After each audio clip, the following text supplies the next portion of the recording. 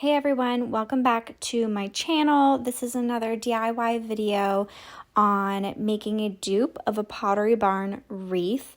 This wreath in specific is one of their spring floral wreaths that definitely has an Easter twist. It's a bunny shaped grapevine wreath with florals and greenery, and it is absolutely adorable. I love the look of it. It's so fresh and a little bit whimsical and garden-like, and I just absolutely love it. So I want to try and recreate my own version of this wreath. I have been seeing these spring Easter / bunny looking wreaths all over out at the stores lately. I've seen them at Michael's Craft Store, Winners, HomeSense, Marshall's, Dollar Store, Walmart, you name it. But none of them have really caught my eye like the garden vibe of the Pottery Barn wreath, so that's why it's kind of my go-to inspo here in this video. Don't forget, if you haven't already, to please hit subscribe to my channel for more DIYs coming your way this year. But let's just get right into the video.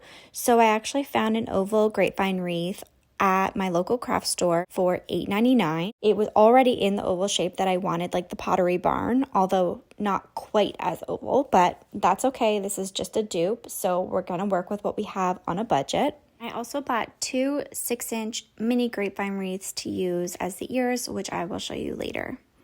For the florals and greenery in this wreath, I actually just went around and shopped my own home. Anything I wasn't using or I was tired of or that was in storage, I grabbed it, brought it into my kitchen, and I kind of sorted through everything and saw what looked good together and what gave me the vibes that I wanted. I only really needed to purchase one item from the dollar store, which was kind of a vine type greenery with little flowers.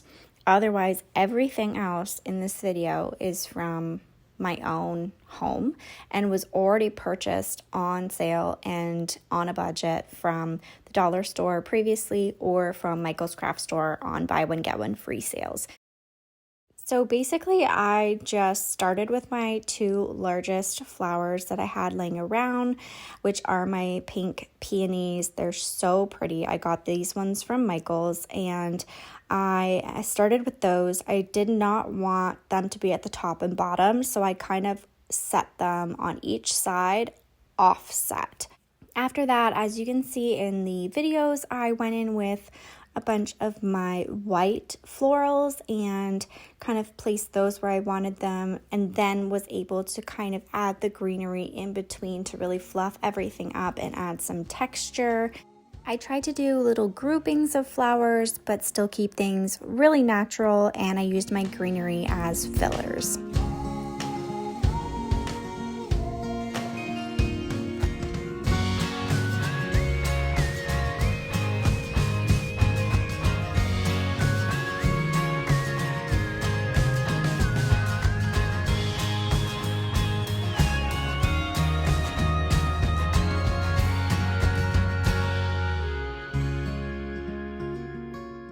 Like I said, I really wanted this to feel very garden-like, so I kept a lot of the leaves on the florals, only removing a portion of them.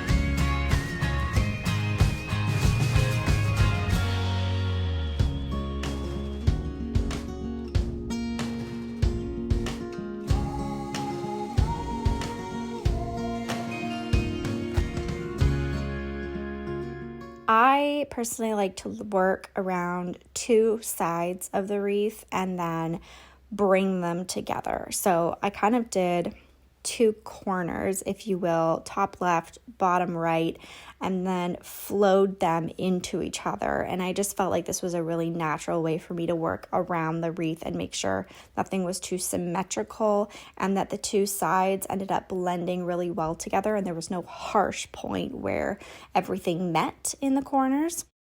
I think this is such a good project for using what you have and staying on budget that way, reusing, recycling your previously purchased florals and just making the most of it. So I was really happy to kind of pull everything together. I did go with the same pink idea that they had in the Pottery Barn wreath, although they did have some other colors incorporated like yellow and purple. But I think you could pull this off with any color combination, really. I did have some blues and purples that I thought about using, but I just decided that I wanted it to stay kind of neutral with the pink, white, and green. Of course, green floral wire was definitely my friend during this, just to keep things exactly where I wanted. A lot of these florals that I cut had long stems that I was actually able to weave through the grapevine wreath, which is kind of the best part, in my opinion, of using grapevine wreaths.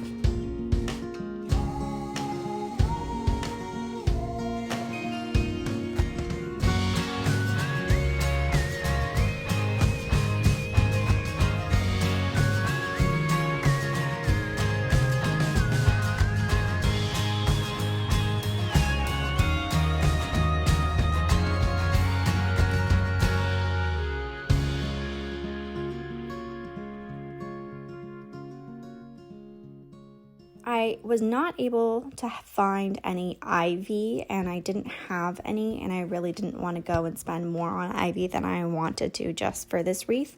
So at the dollar store, I actually found kind of a draping floral. It was a lot of really nice greenery, vine-like, with little white flowers on it that were actually the same tone of white that I already had instead of a bright, stark white. I took this and I used this as my kind of vine instead of the ivy, and it's really subtly trickled through the wreath on each side, and then it's actually also what I used to drape up the one bunny ear, which you will see at the end, which is similar to what Pottery Barn did with their ivy. Finally, time for the bunny ears, which is the cutest part of this wreath. I really wanted something similar to the Pottery Barn wreath, obviously, as my inspiration, but budget is always a factor. So I originally looked at using a grapevine garland from Michael's craft store. It's $21 for 15 feet. It's a thinner grapevine material, and I figure it would have gotten me a longer looking ear, maybe more in scale and in line with the base of the wreath. However, at $21, even though I could have used it in other projects, and even if I could have used a coupon, it was just out of my budget at this time. So I went with two 6-inch smaller grapevine wreaths, $3.99 each, and I snipped the bottoms of them so that I could attach them to the top of my grapevine wreath with all of the flowers and greenery, with some floral wire. Now, I figured snipping them would allow me to get a little bit more of the shape that I wanted for the ears. One was already very oval shaped anyways, so I figured this would just give me some more flexibility in making them look like the bunny ears.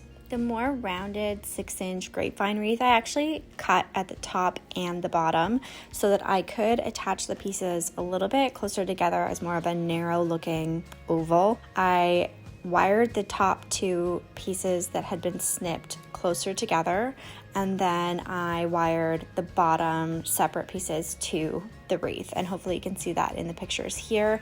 But it actually ended up looking really cute, and I just tipped it ever so slightly. It's just on this little slight angle.